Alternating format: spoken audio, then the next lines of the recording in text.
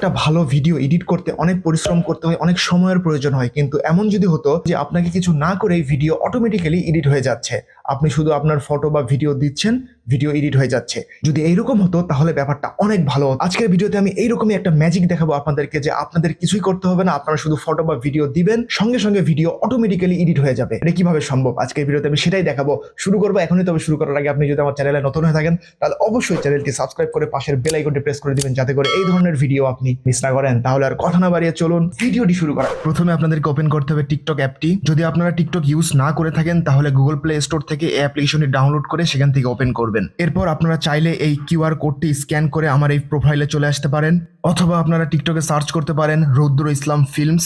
এখানে আসার পর ঠিক এই যে প্রথম ভিডিওটি দেখতে পাচ্ছি এখানে ক্লিক করবেন। এখান থেকে আমরা যাব এই ডেসক্রিপশনে।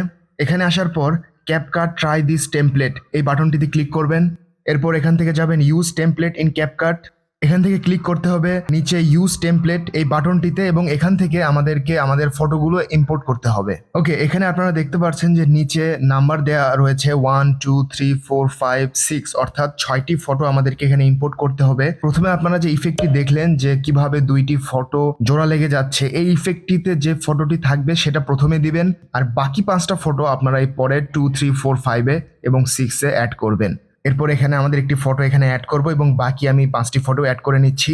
এরপর আমরা ঠিক এই নিচে ডান পাশে নেক্সট এই বাটনে ক্লিক করব। এখন যদি আমরা ভিডিওটি প্লে করে দেখি,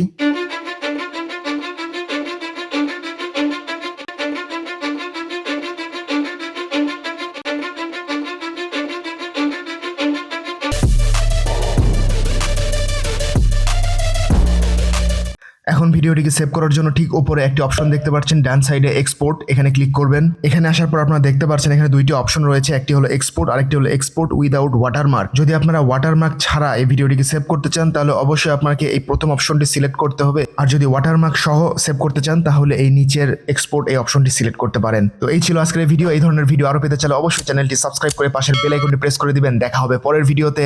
আসসালামু আলাইকুম।